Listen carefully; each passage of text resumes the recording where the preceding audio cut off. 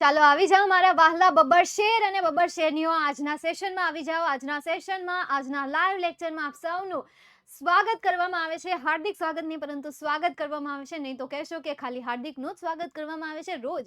હા, આજે સ્વાગત કરવામાં આવે છે. Welcome today's live session. આજના લાઈવ લેક્ચરમાં આપ સૌનું હાર્દિક સ્વાગત કરવામાં આવે સ્વાગત કરવામાં આવે છે. વારી ગુડ ઇવનિંગ. જય શ્રી રામ, જય શ્રી કૃષ્ણ. ચાલે આવી જાવ એટલે હું મારા ભાષણની શરૂઆત કરી દઉં.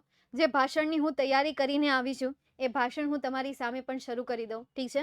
અને તમે પણ મારું ભાષણ સાંભળવા જ આવ્યા છો, બરાબર? બોર્ડની પરીક્ષાની તૈયારી કરવા માટે મારું ભાષણ સાંભળવા આવ્યા છો, સારું કહેવાય. ચાલો, તમારા કુમકુમના પગલાં આપી દો જલ્દી જલ્દી. આજના લેક્ચરમાં કુમકુમના પગલાં આપી દો એટલે મને ખબર પડી જાય કે હા, લક્ષ્મી અને નારાયણ બંનેના પગલાં પડી ગયા છે ચોકમાં. કેમ છે? ઠીક ઠીક. થોડીક સ્પીડ રાખજો. 6:50 ને 55 ની 2 વચ્ચે લેક્ચર પૂરો કરી નાખો. Thank you.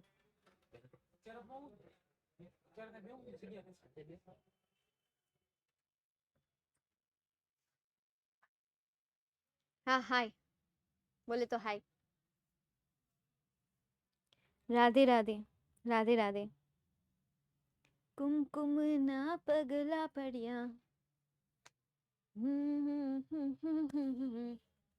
કુમકુમના પગલા પડ્યા. મારી તારા દેવબાના તેરા રે પડ્યા. ચાલો, તો વાલા વિદ્યાર્થી મિત્રો, આજનો જે ટોપિક છે એ ટોપિક છે सप्लीमेंट्री रीडर ऊपर. बोले तो सप्लीमेंट्री रीडर जो हर एक स्टैंडर्ड में आता है. 9th स्टैंडर्ड की बात करें, 9th स्टैंडर्ड में आता है, 10th स्टैंडर्ड में आता है, 11th स्टैंडर्ड में आता है और 12th की तो क्या बात ही करें. आता है नहीं आता है कोई फर्क ही नहीं पड़ता है, बस क्वेश्चन आ जाना चाहिए और कोई फर्क नहीं पड़ता है उसमें क्या आता है क्या नहीं आता है, लेना ही नहीं लेना ही देना है. बस कुछ से उसके अंदर का जो क्वेश्चन है वो ठीक ठीक से आ जाना चाहिए, उसकी भाषा थोड़ी सी अच्छी होनी चाहिए, वो हाई लेवल की होनी नहीं चाहिए, या फिर कुछ IMP मिल जाएगी तो वो कर लेंगे, रट लेंगे. बाकी उसके जो 22 और 23 चैप्टर है वो रट के कहाँ जाना है. चलो छोड़ो यार, અત્યારે આપણે વાત કરીએ ગુજરાતીમાં. તો સપ્લિમેન્ટરી રીડર બોલે તો યાર લેપિંગ. તમારે 12મા ધોરણમાં લેપિંગ આવે છે, સેમ એવી રીતે 9મા 10મા 11મા ત્રણેય ધોરણમાં તમારે અલગ અલગ બુક આવતી. ડોલ્ફિન આવતી, બ્લેક બક આવતી, ધેન આફ્ટર ફ્લેમિંગો અને લાસ્ટમાં લેપિંગ. ખાલી તમારે નહીં, ખાલી સેકન્ડ લેંગ્વેજના જે સ્ટુડન્ટ છે એમને જ નહીં, જે ફર્સ્ટ લેંગ્વેજના સ્ટુડન્ટ છે એમને પણ આ એક્સ્ટ્રા બુક આવે છે, એમને પણ સપ્લિમેન્ટરી રીડર આવે છે. GSEB બોર્ડમાં આ જ સિસ્ટમ છે. GSEB બોર્ડના ગુજરાતી મીડિયમ, ઇંગ્લિશ મીડિયમમાં બંનેમાં સેમ સિસ્ટમ છે. હા, થોડીક પેપર સ્ટાઇલ ચેન્જ થઈ જાય, બટ એમને પણ સપ્લિમેન્ટરી રીડર આવે છે કે જેમના નામ હોય છે. એમને ઇંગ્લિશ મીડિયમમાં વિસ્ટાસ કરીને નામ આવે છે, તમારે અહીંયા લેપિંગ કરીને આવે છે. ચલો, તમારે 23 ચેપ્ટર આવે છે, એને માત્ર 8 ચેપ્ટરમાં પૂરી થઈ જાય છે. એની જે વિસ્ટાસ નામની જે બુક છે એ 8 ચેપ્ટર 7 ચેપ્ટરમાં પૂરી થઈ જાય છે. ચાલો તો જોઈએ હવે સપ્લિમેન્ટરી રીડર. સપ્લિમેન્ટરી રીડરમાંથી તમને કેટલા પ્રકારના સવાલ પૂછાય છે એ સવાલ આપણે જોઈએ. તો સપ્લિમેન્ટરી રીડરમાંથી એક તો તમને પેરેગ્રાફ બેઝ ક્વેશ્ચન્સ પૂછાશે. શું પૂછાશે? પેરેગ્રાફ બેઝ ક્વેશ્ચન્સ પૂછાશે અને એ ક્વેશ્ચનના તમારે આન્સર લખવાના રહેશે કે જે ક્વેશ્ચનનું ગુણભાર રહેશે 5, કે જેમાં 2 અલગ અલગ પેરેગ્રાફ અલગ અલગ ચેપ્ટરમાંથી પૂછાયેલા હશે. એક પેરેગ્રાફ 3 માર્ક્સનો હશે તો બીજો પેરેગ્રાફ 2 માર્ક્સનો હશે. That's it. સેકન્ડ હું વાત કરું તો એના પછી તમને આમાંથી નિયરેસ્ટ મિનિંગ પૂછવામાં આવે છે. તો નિયરેસ્ટ મિનિંગના મેં 100 નિયરેસ્ટ મિનિંગ તમને કરાવી દીધા છે. એક્સ્ટ્રા તમને ક્યાંય પણ થીન મળે તો એ પણ રટી લેજો, એને પણ કરી લેજો. શબ્દને ભેગા કરવામાં કંઈ જવાનું નથી, તમારું જ વર્ડ વોકેબ્યુલરી ઇમ્પ્રૂવ થવાની છે. અને જો ન જ કરવી હોય તો ઠીક છે. ચાલો, નિયરેસ્ટ મિનિંગની આગળ આપણે વાત કરીએ. એમ તો તમે હોશિયાર છો, કરી નાખ્યા હશે. ખાલી 100 કરીને બેસી તો નહીં જ ગયા હોય. નેક્સ્ટ આગળ જઈએ. એના પછી આગળ આવે છે paragraph base question answer, nearest meaning અને લાસ્ટમાં આવે છે સમરી. ભાઈ યાર, સિયાપો છે આ સમરી નામનો ક્વેશ્ચન જે છે. कंफ्यूजन है, सॉल्यूशन कुछ पता नहीं, समरी है जो आई कहाँ से पता नहीं, आ गई है मुंह उठा के तो अब उसे सॉल्व भी करना है. બરાબર, મોઢું ઉપાડીને આવી ગઈ છે તો હવે તમારે મોઢું ઉપાડીને એને સોલ્વ કરવાની છે. કઈ રીતે? તો એ આજના લેક્ચરમાં હું તમને થોડું ઘણું ભાષણ આપવાની છું. તમને ટ્રીક સારી લાગે તો ફોલો કરવાની છે અને ન સારી લાગે તો પણ ફોલો કરીને શીખી લેવાની છે, બિકોઝ એના 5 માર્ક્સ છે અને છે ઇઝી, એટલી બધી ટફ તો છે નહીં. હા, આઈ નો કે તમે કહેશો કે તમે અંગ્રેજીના મેડમ છો એટલે તમે ઇઝીલી સોલ્વ કરી નાખશો. તો તમે યાર અંગ્રેજીના મેડમના સ્ટુડન્ટ છો તો એ પણ આરામથી થઈ જશે. ચાલો, તો આજે સપ્લિમેન્ટરી રીડર છે. ટોટલ કરો યાર 13 માર્ક્સનું તમને સપ્લિમેન્ટરી રીડરમાંથી પૂછાય છે, કે જેને તમે લેપિંગ કહો છો. એ લેપિંગમાં ટોટલ આટલા ચેપ્ટર છે. નંબર ઓફ ચેપ્ટર મેં અહીંયા લખી નાખ્યા છે, જેમાં પેન્સિલ જે છે એ કવિતા છે. ચલો આને કરો માઇનસ. એના પછી બીજી કોઈ કવિતા તમને આપેલી છે, કંઈક કાઉન્ટિંગ શેપ જેવું છે કે કંઈક યુનિટ નથી આવતું, એમાં કંઈક બીજું જ આવે છે. એટલે યાર આ કંઈક યુનિટ નથી, એટલે આમાંથી કંઈક 2 કે 3 જે છે એ આમની માઇનસ થઈ જાય છે. બરાબર, આ પેકિંગ છે, પેકિંગનું પણ આઈ થિંક આવતું નથી, પણ મે બી પૂછી લીધું તો આનું કંઈ ભૂત જેવાનું કંઈ ખબર નહીં કે હું આપી દે હું નહીં, એટલે કરી નાખું સારું. બરાબર છે. હવે 23 જેટલા તમને યુનિટ આપેલા છે. આમાં તમે મને અત્યારે આઈએમપી કહેવાનું કહેતા હોય કે મેમ આમાંથી એકાદા ચેપ્ટર આઈએમપી કહી દો ને, તો બસ આટલા ચેપ્ટર કાઢી નાખો. એક 5મું છે, એક 16મું છે અને એક 23મું છે. જો કેટલા ઓછા થઈ ગયા? 20 થઈ ગયા ને. એક 20 નંબરનું તો ચેપ્ટર જ નથી આપ્યું તો 19 થઈ ગયા, હે ને? 20 નંબરનું ચેપ્ટર તમને આપ્યું જ નથી, સપ્લિમેન્ટરી રીડરમાંથી જ તમને નથી આપ્યું, એટલે ઓટોમેટિક 19 થઈ ગયા. પછી આમાંથી નહીં આઈએમપી કાઢો, તમારી રીતે નીકળી જાય. હવે આની મેં એક બુક બનાવીને તૈયાર રાખી જ છે. મને થોડીક એમ થયું કે હાલો આપણે વિદ્યાર્થીઓ માટે તૈયાર રાખી દઈએ. બરાબર છે. બુક છે એ આમાં મેં પહેલા ખોલી હતી એટલે ઘડી સમજો. આમાં પાછી પીડીએફ ફાઇલ નથી, આ ક્રોમમાં ઓલામાં જઈને ખુલે છે. બરાબર. રૂક જા તું બંદેયા, રાહ પે ચલ બંદેયા. ચાલો આવી ગયું. આવી સરસ સુશીલ મહેનત કરીને નીચે ભાષાંતર સાથે બનાવેલી છે. થયું કે ચાલો કોઈ ટીચર સોલ્વ નથી કરાવતા તો એટલીસ્ટ સ્ટુડન્ટ જે છે જાતે સ્ટડી કરી શકે, એટલા માટે નીચે ગુજરાતી કરેલું છે, સ્પીડમાં કરેલું છે. એટલા માટે કદાચ ભાષાકીય વિષયમાં તમને ભૂલ પડે અથવા તો મતલબ આમાં કંઈક ભાષાકીય વિષય અહીંયા ગુજરાતીમાં કંઈક ભૂલ હોય તો જોઈ લેજો તમારી રીતે.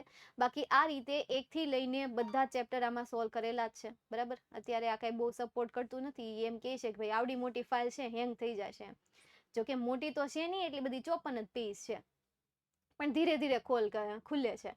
એમાં એડિટિંગ જ એટલું સારું કર્યું છે ને, કલરિંગ પેજ. હા ભાઈ હા, વાંચ્યા કરો, મજા જ આવી જાય તમને. બરાબર. એટલે આવું કંઈક છે. બસ હા, બસ આવું થાય છે. હવે આ જે ફાઇલ છે ને એ હું ક્યાં મૂકી ખબર? આજના લેક્ચરની નીચે મૂકી દઈશ, એટલે ત્યાંથી જોઈ લેજો. અત્યારે તો આ લોડ નથી થતી એટલે આપણે કંઈ નહીં. ચાલો ચેપ્ટરની વાત કરીએ, ચેપ્ટરમાં આવી જઈએ. તો હવે હું વાત કરતી હતી, આઈએમપી ની વાત કરતી હતી. તો હું આઈએમપી તમને અહીંયા અઝ્યુમ કરીને આપી શકું. ફોર એક્ઝામ્પલ, મતલબ મારા એક્સપિરિયન્સ પ્રમાણે અઝ્યુમ કરીને આપી દઉં. અક્કડ બક્કડ બોમ્બે બો તો નહીં કરું કે અક્કડ બક્કડ બોમ્બે બો 80 નમે પૂરે 100 पे लगा धागा चोर निकल कर भागा भागा या 15 पे ओ 15 इज वेरी आईएमपी. हाँ ના રે ના. બર્ડ મેન ઓફ ઇન્ડિયા એક આને હું આઈએમપી ચેપ્ટર કહું છું. બીજું હર વર્ડ્સ એન્ડ હિઝ વિઝન, આને પણ હું આઈએમપી તરીકે બોલાવું છું. પછી ફાઇનલ ગેમ, આને પણ હું આઈએમપી કહીશ. આઈ મિસ યુ મધર, આને પણ હું આઈએમપી કહીશ. ટાઈગરને પણ આઈએમપી કહીશ. બરાબર. Ananya writes to his parent, આને પણ હું આઈએમપી કહીશ. વિસ્મય સર્ચ, આને પણ હું આઈએમપી કહીશ. બરાબર. લોકડ ગેટ, આમાંથી તમને પેરેગ્રાફ બેઝ ક્વેશ્ચન આન્સર પૂછાય. સમરી રાઇટિંગ નો પૂછાય, સમરી રાઇટિંગ તો બિલકુલ પણ નહીં પૂછાય. બરાબર. બ્લાઇન્ડ બોય મતલબ કે આંધળો છોકરો. જોય ઓફ રીડિંગ, ઠીક યાર, બહુ ખાસ નહીં. I keep my tryst with Everest, રહેવા દઈએ આપણે. સિટી ઓફ રોબર, આ આઈએમપીમાં આપણે લઈ લઈએ. વોરને જવા દઈએ, કાઉન્ટિંગ જવા દઈએ. કિલ બાય કાઇન્ડનેસ આઈએમપીમાં લઈ લઈએ. આમાંથી સમરી રાઇટિંગ મે બી પૂછાય તો. એન્ડ એક્સિડન્ટ, અકસ્માત, ચલો જવા દઈએ. લિટલ પ્રિન્સેસ લખી દઈએ આપણે આઈએમપી. બાકી I can not but communicate, એક આ લખી નાખીએ આઈએમપી. તો આટલા ચેપ્ટરમાંથી મેં આટલા આપ્યા છે તમને ટ્રાય કરવા. બાકી બધા આટલા બધા આઈએમપી યાર બધા છે એન કરતા તો આટલા જોઈ લઈએ.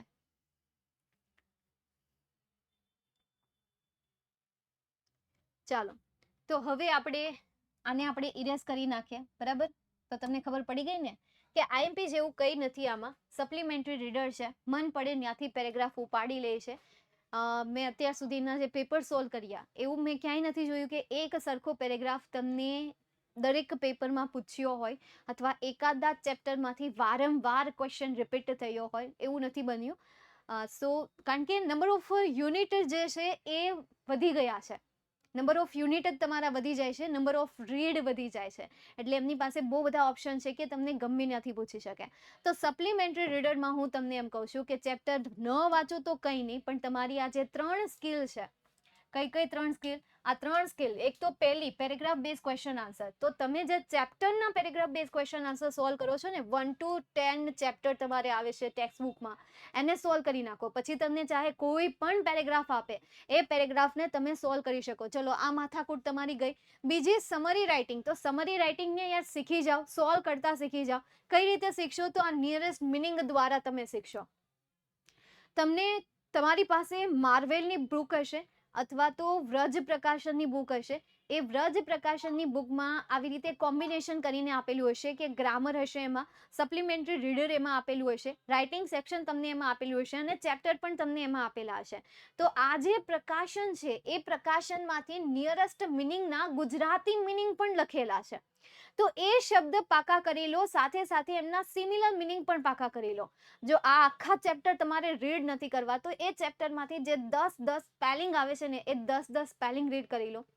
આખા ચેપ્ટર રીડ નથી કરવા તો એ સ્પેલિંગ કરી લો, કારણ કે એ સ્પેલિંગ આ સમરીને સોલ્વ કરવામાં મદદ કરશે. કેવી રીતે? જ્યારે હું આ ક્વેશ્ચન તમને સોલ્વ કરાવીશ અથવા તો સમજાવીશ ત્યારે તમને વધારે સારી રીતે ખ્યાલ આવશે. ચલો ઠીક છે, આગળ જઈએ.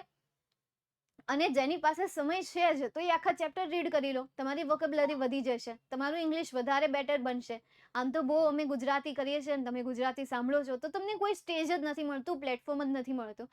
એટલે આઈ થિંક યાર ઇંગ્લિશમાં આવા પ્રોજેક્ટ આવવા જોઈએ કે જેમાં ગ્રુપ જે છે રિપ્રેઝન્ટેશન કરતું હોય. ફોર એક્ઝામ્પલ પહેલું ચેપ્ટર છે બર્ડ મેન ઓફ ઇન્ડિયા, તો એમાં 5 વ્યક્તિઓનું ગ્રુપ બનાવી દે. એમાં એક વ્યક્તિ આવે, પછી આ પેરેગ્રાફ આખું એક્સપ્લેન કરે, બીજી વ્યક્તિ આવે, આખો પેરેગ્રાફ એક્સપ્લેન કરે, સાથે સાથે બીજા વિદ્યાર્થીઓની પ્રેક્ટિસ થઈ જાય, સમજી જાય. આવી રીતે ગ્રુપ બનાવી દે તો આઈ થિંક વધારે સારું રહે નહીં? પછી કોઈ વિદ્યાર્થી 12 કમ્પ્લીટ કર્યા પછી એમ નહીં કે મને ઇંગ્લિશ નથી આવડતું. આ તો 12 કમ્પ્લીટ થઈ જાય, પહેલેથી લઈને છેક સુધી ઇંગ્લિશ આવડતું હોય તો એ 12મા પછી તો ક્વેશ્ચન માર્ક જ હોય. શું ટેન્સ? ભાઈ એ ટેન્સ શું હતા ખબર નહીં, યાર ટેન્સ ટેન્શન હતું એટલી ખબર છે, બીજું કાંઈ ખબર નથી. એક્ટિવ પેસિવ વોઇસ, ભાઈ આવું કંઈક આવતું તો ખરા. એમ રિપોર્ટેડ સ્પીચ, આવું તો કંઈક આવતું તો ખરા, પણ ખબર નહીં શું આવતું. ચાલો નેક્સ્ટ આગળ જોઈએ. ભાઈ આ બધાની વાત નથી કરતા, હશે ત્યાં 10%, 20%, 30%, 40% કે જેને આવડતું જ હશે. આ તો ભાઈ મારી જેવાની વાત કરું છું. હું 12 ધોરણ સુધી નહોતી શીખી, પછી શીખી ગઈ હતી. મને એમ છું કે હાલો ને હું શીખી જાય, ભાઈ મેન જે વસ્તુ નથી આવડતી હું શીખી જાઉં, પછી જેને નથી આવડતું એને હું શીખવાડી એવું. ચાલો, હવે તો આ થઈ ગયા તમારા 23 ચેપ્ટર. મારે તમને આખી PDF ફાઇલ બતાવી હતી પણ શીટ આમાંથી ખુલતી તો છે નહીં. ખુલી ગઈ? લ્યો, આટલું તોય બંધ આવે છે.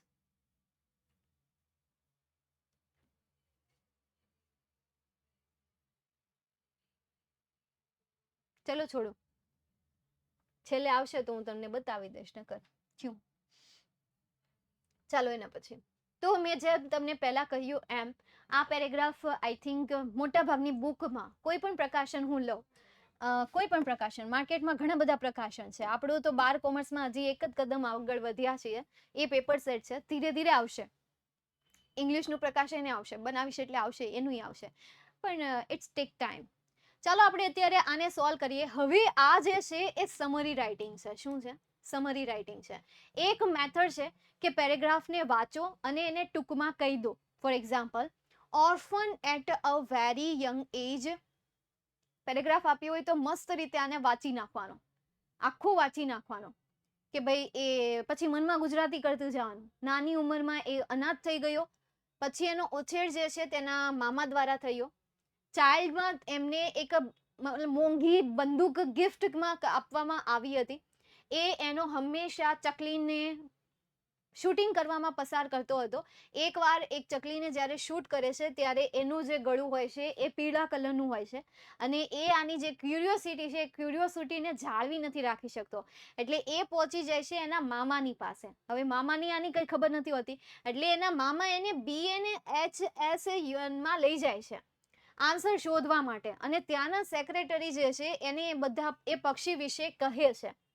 પછી શું થાય છે, એ પક્ષી વિશે જ્યારે કહે છે, પક્ષીઓની જે વિવિધતા છે, વિવિધતા વિશે જ્યારે કહે છે, ત્યારે સલીમ નક્કી કરી નાખે છે કે મારે ઓર્નિથોલોજિસ્ટ બનવું છે.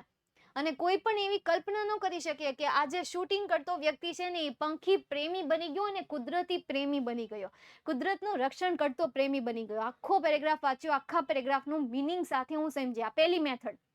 બીજી મેથડની હજી વાત નથી કરી, આ પહેલી મેથડની વાત કરી કે ફર્સ્ટ પહેલા પેરેગ્રાફ વાંચો, માઇન્ડમાં ભાષાંતર કરતા જાઓ. નાવ 1-2 મિનિટ માટે વિચારો કે હવે આને શોર્ટમાં કઈ રીતે લખો. તો શોર્ટમાં આ રીતે લખાય. એક તો છોકરો અનાથ હતો, એને બંદૂક ગિફ્ટમાં આપવામાં આવે છે. યલો થ્રોટેડ એ પક્ષીને એ મતલબ કે શું કરે છે, હા, એને શૂટ કરી દે છે. પછી એ જાણવા માટે એના મામાને ત્યાં જાય છે. મામા તેને BNHS ને ત્યાં લઈ જાય છે. ત્યાંની સેક્રેટરી તેને તેના વિશે કહે છે. ત્યારબાદ તે નક્કી કરે છે કે તે પોતે એક ઓર્નિથોલોજિસ્ટ બનશે. That's it. કેટલા સેન્ટેન્સ બન્યા? 5 સેન્ટેન્સ બન્યા. 5 સેન્ટેન્સમાં તમારું જે સમર રાઇટિંગ છે પૂરું થઈ ગયું. જે 10 લાઇનિંગ હતી એ 10 લાઇનિંગને 5 લાઇનમાં કમ્પ્લીટ કરવું અથવા તો ટૂંકમાં કહી દેવું, એ એટલે સમરી. સમરી બોલે તો સારાંશ, સમરી બોલે તો બ્રીફ, ટૂંકમાં કોઈ પેરેગ્રાફ વિશે કહેવું. તો પહેલો પોઈન્ટ મેં શું કીધો કે સલીમ વોઝ ઓર્ફન. કેવો હતો? Salim was orphan. અથવા તો બસ આવું જ કયો, સલીમ હેઝ ગીવન, અથવા સલીમને આપવામાં આવ્યું છે. અથવા તો Salim was given an expensive air gun. Expensive air gun, બસ ગન પછી લખો, બાય હિઝ મેટર્નલ અંકલ. અહીંયા પછી લખી દો બાય હિઝ મેટર્નલ અંકલ. તેના મામા દ્વારા તેને એ આપવામાં આવ્યું હતું. This is your second sentence. He had shoot at a yellow-throat sparrow. તેણે એને શૂટ કરી. His curiosity, because of his curiosity, because of, અહીંયા આપણે લખીએ because of his curiosity, તેની ક્યુરિયોસિટી ને કારણે તે ક્યાં જાય છે? બોમ્બે નેચરલ હિસ્ટ્રી સોસાયટીમાં. ટુ ફાઇન્ડિંગ આન્સર, આન્સર શોધવા માટે. ધીસ ઇઝ યોર થર્ડ નહીં પરંતુ fourth sentence. Fifth sentence, there WS Millard અથવા તો secretary told him about the bird. Told him about that bird. Told him that the bird. એ પક્ષી વિશે તેણે કહ્યું. ત્યારબાદ that day Salim decided that he was going to become a ornithologist. That's it. આમાંથી ને આમાંથી નથી મેં સેન્ટેન્સ બનાવી નાખ્યા. અમુક શબ્દો એડ કર્યા હોય, જેમ કે અહીંયા મેં બીકોઝ ઓફ એડ કર્યું, અહીંયા by his maternal uncle add કર્યું, પછી આ સેન્ટેન્સને આખું ચેન્જ કરી નાખ્યું. જો આખું સેન્ટેન્સ શું બન્યું? Salim Ali was orphan. His maternal uncle gave him expensive air gun. He always spent his time to shooting sparrow. અથવા તો he had a yellow throat. તેણે yellow throat વાળાને શોટ કર્યું. ત્યારબાદ તે જાણવા માટે અથવા તો then he, ત્યાર પછી શું આવે છે? હા, then he approached to the Bombay Natural History Society to finding an answer. Answer શોધવા માટે. તો મેં અહીંયા શું કર્યું? To finding, in the hope કાઢી નાખ્યું. To finding an answer. There એટલે ત્યાં. તો અહીંયા મેં શું એડ કર્યું? There secretary WS Millard told him that bird. તે પક્ષી વિશે તેને કહ્યું. That bird. આ રીતે 2 વખત એડ કરો. That birds. And that day Salim decided that he was going to be an ornithologist. આ થઈ ગયું તમારું સમરી રાઇટિંગ. હા, 7 થી વધારે લીટી નહીં લખવાની. હવે ટાઇટલ કેમ આપવું? હવે આખા જે પેરેગ્રાફ છે એ આખા પેરેગ્રાફના વારંવાર રિપીટ થતો હોય એવો શબ્દ કયો છે? બર્ડ, પક્ષી. પક્ષી જે છે વારંવાર રિપીટ થાય છે. અને હાર્ટને ટચ કરે એવો શબ્દ કયો છે? Bird lover. અથવા બીજો કયો શબ્દ છે? Nature conservator. તો તમે અહીંયા ટાઇટલ આપી શકો bird lover and nature conservator, આ રીતે નામ આપી શકો.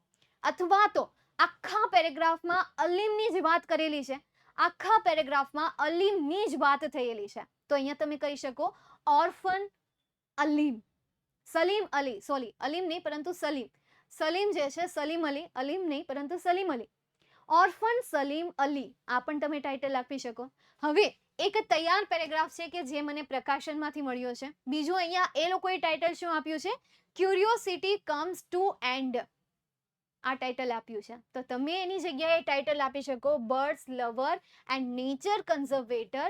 Second is Salim Ali as orphan, અથવા તો સલીમ અલી વોઝ ઓર્ફન, અથવા તો ઓર્ફન સલીમ અલી, ઓર્ફન સલીમ અલી, અનાથ સલીમ અલીની અહીંયા એક કહાની આપેલી છે.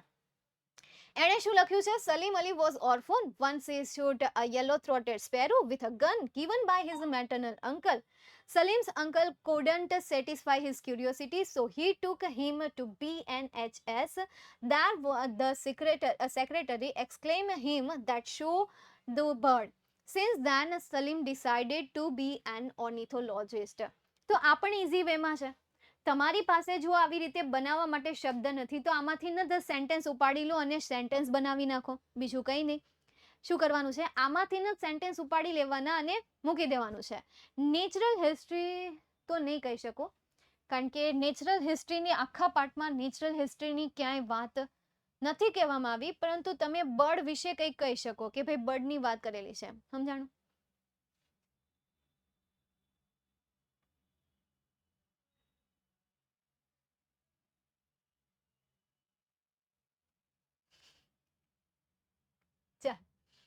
નેક્સ્ટ એના પછી આગળ જઈએ.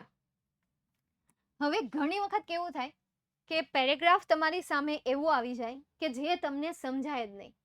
આ થઈ પહેલી મેથડ મેં તમને સમજાવી કે વાંચો પછી એનું ટૂંકમાં બનાવો. હવે ઘણી વખત એવું થાય કે અમુક પેરેગ્રાફ એવા આવી જાય કે જેના શબ્દ જ તમને ન સમજાય. જેમ કે આ પિલગ્રીમેજ છે તો એના પહેલાના શબ્દ તો તમને સમજાય ને, on a pilgrimage or went to. તો ઓન જે છે એ ઓન ક્યારે આવે? જગ્યાની આગળ ઓન આવે. દેટ મીન્સ કે આ પિલગ્રીમેજ વન ટાઈપ ઓફ પ્લેસ છે, જગ્યા છે. તો આના ઉપરથી તમને ખ્યાલ આવ્યો કે પિલગ્રીમેજ એક સ્થાન છે, એક જગ્યા છે. તો બસ એને ઇંગ્લિશમાં જ રાખો ને. ઘણી વખત એવું પોસિબલ બને કે કોઈ ઇંગ્લિશ શબ્દના તમને ગુજરાતી મિનિંગ ન આવડતા હોય તો તમારે એનું ગુજરાતી કરવું જ છે. શું કામ? તમે એને ઇંગ્લિશમાં જ સમજો. તમને ખબર પડી ગઈ કે પિલગ્રીમેજ એક પ્લેસ છે, તો બસ એને પ્લેસ રહેવા દો અને પ્લેસ રીતે જ સમજો કે ભાઈ એના ઉપર કંઈક આ હશે, કંઈક આવું બન્યું હશે. સમજાય છે? ચાલો, બીજી એક આજે હતી એ બીજી મેથડ હતી.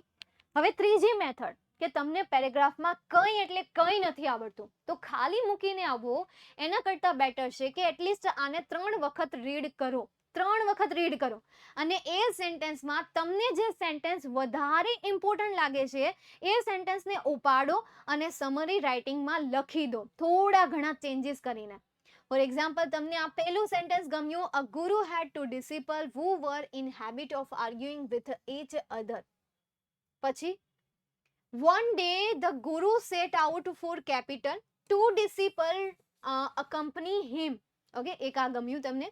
બીજું તમને ગમે a heavy shower detain them, પછી આ કાઉન્સ કાઢી નાખવાનો, them midway at the rest house. The capital was protected by the circular wall. The gates used to lock at midnight by sentries. આટલા સેન્ટેન્સ ગમ્યા. હવે કંઈ નથી આવડતું, આટલા સેન્ટેન્સ તમને ગમી ગયા છે. આ એ વિદ્યાર્થીઓ માટે કે જેમને પેરેગ્રાફમાં કંઈ એટલે કંઈ નથી સમજાતું તો એમણે એ પેરેગ્રાફ ખાલી મૂકીને નથી આવવાનો, એમાં આન્સર કંઈક ને કંઈક લખીને આવવાનો છે. તો હવે એઝ અ કંઈ નથી આવડતું એના વિદ્યાર્થી તરીકે આ પેરેગ્રાફને હું આ રીતે સોલ્વ કરીશ. આ રીતે મેં આ સેન્ટેન્સ સિલેક્ટ કરી લીધા. હવે હું લખીશ, અ ગુરુ હેડ 2 disciples who were in the habit of arguing with each other.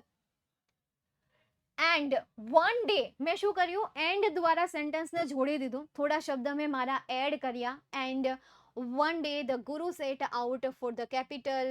And પછી વારા ઘડીએ એન્ડ નહીં લગાડવાનું, ફૂલ સ્ટોપ મૂકી દેવાનું, બીજા સેન્ટેન્સની શરૂઆત કરવાની. સમજાય છે? તો આ રીતે સેન્ટેન્સને જોઈન્ટ કરી દો. જો સાથે સાથે સિન્થેસિસ આવડતું હોય તો સિન્થેસિસ દ્વારા જે હાઇલાઇટ કરેલા સેન્ટેન્સ છે એ સેન્ટેન્સને જોડી દો. તો સમરી રાઇટિંગમાં કંઈ ન સમજાય તો કંઈ નહીં, પરંતુ સિન્થેસિસ જોઈ લેજો. એ સિન્થેસિસ દ્વારા તમે આ સેન્ટેન્સને કરી શકશો સોલ્વ. કારણ કે અહીંયા એ આર્ગ્યુ કરતા હોય સો, તો તમે સો દ્વારા જોડી શકો. So one day the guru set out for the capital, the two disciple accompanied him. ભાઈ એ આર્ગ્યુ કર્યા કરે એટલા માટે એક દિવસ તે કેપિટલ માટે જવાના હતા, તેથી તેને બંને એક સાથે લઈ લે છે. તો તેથી દ્વારા એ સેન્ટેન્સને જોડી દો. મેમ આમાં કન્જક્શન મૂકી શકાય? હા, મૂકી શકાય. કારણ કે આ જે શોર્ટમાં તમે લખવાના છો એને તમારે બસ આ રીતે જ લખવાના છે. બાય ધ વે, મેં જે આ હાઇલાઇટ કરેલા છે આ તો મેં થર્ડ વ્યક્તિની વાત કરી હતી. હવે આ જે હાઇલાઇટ કર્યા છે ને એ જ આખા પેરેગ્રાફના મેઇન પોઈન્ટ્સ છે. કારણ કે મારી નજરમાં એ જ આવતા હતા. આ પેરેગ્રાફને મેં રિપીટ બહુ વાર કરેલો છે, એટલે મારી આંખ સામે પણ એ જ પોઈન્ટ આવતા હતા. ખોટા પોઈન્ટ સિલેક્ટ નથી કર્યા. બહુ આર્ગ્યુરિંગ કરતા હોય એટલે એને એક વખત એ ત્યાં લઈ જાય છે. ભારે વરસાદના કારણે તેને અટકવું પડે છે. જ્યારે તે મિડ નાઇટમાં પહોંચી જાય છે ત્યારે જે દરવાજો હોય છે બંધ હોય છે. થઈ ગયું? દરવાજો બંધ હોય છે. બસ આખા પેરેગ્રાફમાં એ જ વાત થઈ છે ને, કે નાના નાના પોઈન્ટ ઉપર ઝઘડ્યા કરતા હોય, નાની નાની વાતો ઉપર ઝઘડ્યા કરતા હોય. ગુરુ એમને શાંત કરે એટલે એને પછી એ એક વખત કેપિટલ જાય છે ત્યારે તેને સાથે લઈ જાય છે. જો કે સાથે જ હોય છે, પણ એક દિવસ એને સાથે લઈ જાય છે. વચ્ચે જ તેને વરસાદના કારણે એની મુસાફરી અટકી જાય છે. ત્યારબાદ મતલબ કે અડધી રાતે તે પહોંચે છે ત્યારે કેપિટલ જે હોય છે એ બંધ હોય છે, લોક હોય છે. તો પ્રોટેક્ટેડની જગ્યાએ જસ્ટ તમે લખી દો લોકડ. પ્રોટેક્ટેડ લખવાની કોઈ જરૂર નથી. લોક મારેલો હોય તો ઇનડાયરેક્ટલી સમજી જ જાય કે ભાઈ એમાં રક્ષણ માટેનો દરવાજો બંધ કરી દીધો છે, લોક કરી દીધો છે. That's it. થોડા વાક્ય હોય એ ચાલે, પણ એવું ગોતવાનું કે આખી સ્ટોરી એટલી લીટીમાં સમાઈ જાય. બસ એ જ ધ્યાન રાખવાનું. મિડનાઇટ એટલે અડધી રાત ને, હેને? હા હેને, હા હેને. આવા થોડા વાક્ય લઈને લખીએ તો કેટલા માર્ક્સ મળે? આવા થોડા વાક્ય લઈને લખીએ તો કેટલા માર્ક્સ મળે? 5 માર્ક્સ હોય. તો આવી રીતે જ્યારે તમે વાક્ય બનાવીને લખો છો તો ઓબ્વિયસલી તમે જે મેથડનો યુઝ કર્યો છે એમાં હું માર્ક્સ જે છે વધીને 2 આપું, એનાથી વધારે નહીં. બિકોઝ આ મેથડ મને ખબર છે, અથવા તો મેં તમને કહી છે, એટલા માટે હું ઓછા માર્ક્સ આપી શકું. પણ મારી ઓપોઝિટમાં કોઈ એવા શિક્ષક છે અને તમે આ મેથડનો યુઝ કરો છો તો એમને કદાચ ખ્યાલ પણ ના આવે. એટલે એક આ સ્કિલ પણ તમારી ઇમ્પ્રૂવ કરી લો કે સમરી રાઇટિંગને સોલ્વ કરવા માટેની તમારી પાસે જેટલા પેરેગ્રાફ મળે એટલા પેરેગ્રાફને આન્સર સાથે સોલ્વ કરો. જેમ કે મેં તમને અહીંયા એક પેરેગ્રાફ આપ્યો, આન્સર આપ્યો. પેરેગ્રાફ વાંચો, એનું ભાષાંતર કરો અને એની નીચે જે બ્રીફ આપેલું છે એનું ભાષાંતર કરો. આવી રીતે તમે 10-12 કરશો ને એટલે ઓટોમેટિક તમને ખ્યાલ આવશે કે એક્ઝેક્ટલી સમરી રાઇટિંગ છે શું, એક્ઝેક્ટલી એનો આન્સર બને છે કઈ રીતે. બસ તમારે એને સમજવાનું છે. હું આ સમરી રાઇટિંગ કંઈક આ જ રીતે સમજી છું. પહેલા સમરી એટલે મેં એનો મિનિંગ તો સમજી લીધું કે સારાંશ, પણ એમનું સારાંશ કઈ રીતે થાય છે એને સમજવા માટે મેં લીધા એના આન્સર. ક્વેશ્ચન રીડ કર્યા, આન્સર રીડ કર્યા. ક્વેશ્ચનને એને શોર્ટમાં લખી નાખ્યું છે. That's it. પહેલો એવો ક્વેશ્ચન કે જેને તમને ક્વેશ્ચન મોટો પૂછે, આન્સર નાનો આવે, એ છે આ સમરી રાઇટિંગ. બાકી અત્યાર સુધી ક્વેશ્ચન એક લાઈનના હોય અને એના આન્સર 2-3 લાઈનના પડતા હોય, 4 લાઈનના પડતા હોય, મોટા મોટા થતા હોય. પણ આ ક્વેશ્ચનનું ઉલટું છે કે મોટા આન્સરને તમારે નાના આન્સરમાં ચેન્જ કરવાનું છે. મોટા પેરેગ્રાફને નાના આન્સરમાં ફેર બદલી નાખવાનો છે. ઓકે? અને આ જે ક્વેશ્ચન છે એ ક્વેશ્ચન ખાસ ને ખાસ મતલબ કહેવાય ને કે આ ડેડિકેટ કરવામાં આવ્યો છે કે જે શોર્ટ નોટ બનાવી શકે છે, સેન્ટેન્સીસ બનાવી શકે છે, એસે લખી શકે છે, ઈમેલ લખી શકે છે. એ આ ક્વેશ્ચનને ઇઝીલી હેન્ડલ કરી લેશે.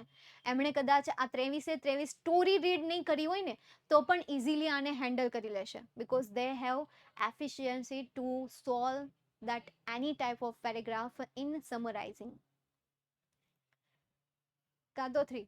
હા, એ ડિપેન્ડ છે યાર, ચેક કરે એના ઉપર, બાકી તો નહીં.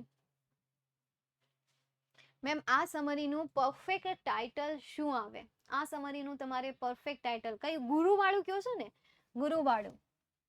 તો આનું યાર આપી દો, 2 ડિસાઇપલ્સ, 2 શિષ્યો એમના. કેટલું સરસ ટાઇટલ છે. પહેલી લાઈનમાં તમને આપ્યું છે, આ આપી દો. બીજું કોઈ ખાસ શબ્દ નથી કે જે તમે એને આપી શકો મારા ધ્યાનમાં? નહીં, કોઈ નથી. અ ગુરુ પણ ના આપી શકાય. અ ગુરુ, હા, આ રીતે આપી શકાય. અ ગુરુ વિથ હિઝ 2 ડિસાઇપલ. એક ગુરુ કે જે તેના 2 ડિસાઇપલ સાથે છે. જો ન્યૂ જનરેશનના ઇંગ્લિશ ટીચર હશે તો માર્ક્સ કાપશે, પણ જો ઓલ્ડ ટીચર હશે તો 3 થી 4 આપી દેશે. This is your biggest mistake of your life. Patel Prachi. તમને ખબર છે, જેમની પાસે બહુ વધારે પડતો એક્સપિરિયન્સ હોય ને, એમને તમે એમ કહો ને કે ના આમ આવે, માનશે નહીં. તરત કહેશે મારી પાસે આટલો એક્સપિરિયન્સ છે, તને એવું ખબર પડે. આવું જ આવશે સીધું.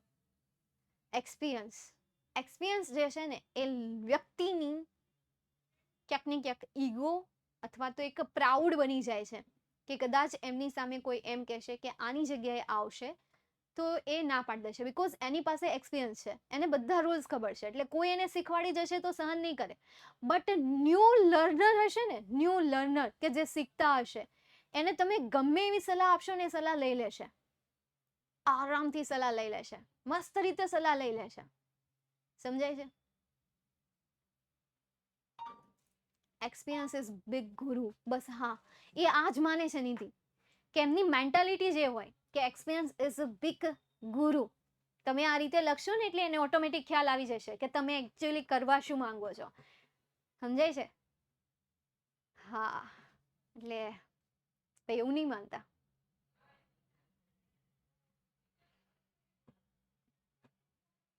મેમ, આ અમને સ્કૂલના ટીચર્સમાં જોવા મળ્યું. શું?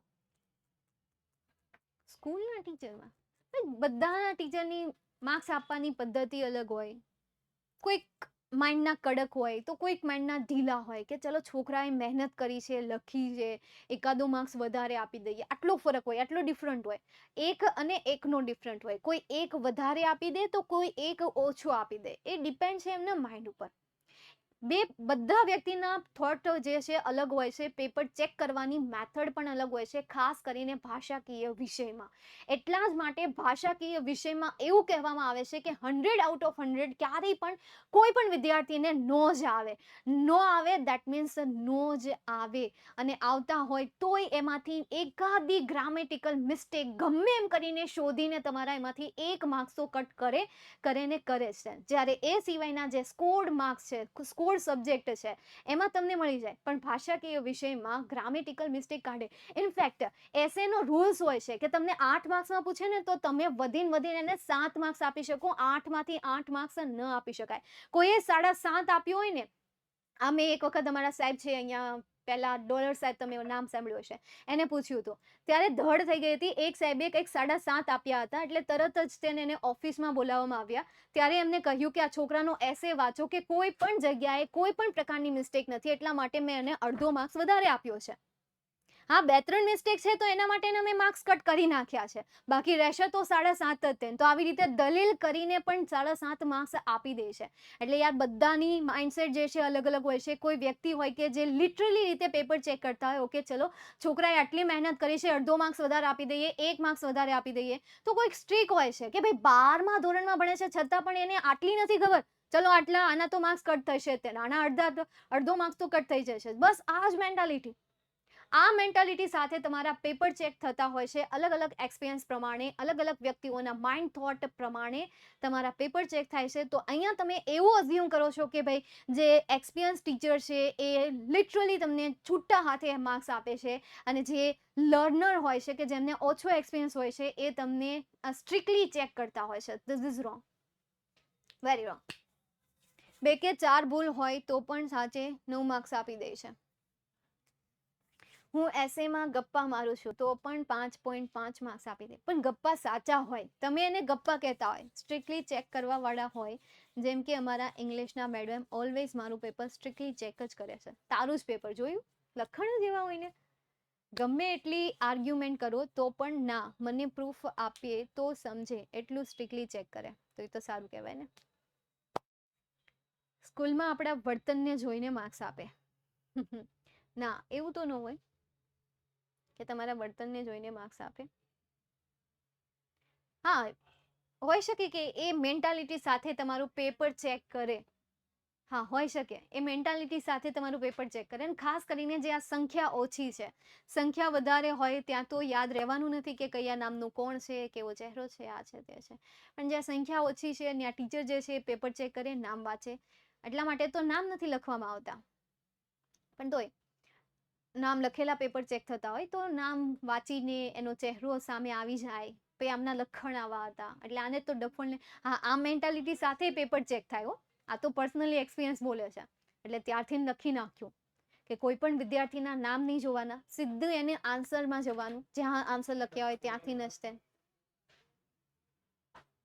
ચાલો, તો હવે અહીંયા સુધી રાખું છું. મારે થોડુંક કામ છે એટલા માટે હું આજના સેશનને અહીંયા સુધી રાખું છું. સમરી રાઇટિંગને કંઈક આ રીતે સોલ્વ કરવાની છે.